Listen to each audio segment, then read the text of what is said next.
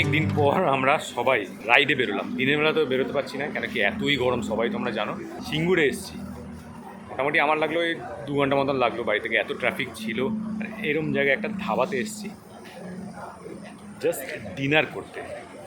আর এবার সবথেকে বড় ব্যাপার হচ্ছে আমাদের সাথে আছে নীলাঞ্জন দা, দেখাচ্ছে একটু পরে। ওদিকে হিমাদ্রি তো আছেই, সুরজ আছে, সাথে নীলাঞ্জন দা। এই যে নীলাঞ্জন দা, কমসে কম 3-4 বছর পর দেখা, 3 বছর পর দেখা। 3 বছর হবে না তোমার সাথে পর? হ্যাঁ 3 বছর হবে। সুরজের টি শার্টটা দেখো কি লেখা, ও বানিয়েছে, নিজে ডিজাইন করেছে তো? বুঝি না, কাস্টমাইজ ছিল, ওখান থেকে নিয়ে নিয়েছো। ওকে,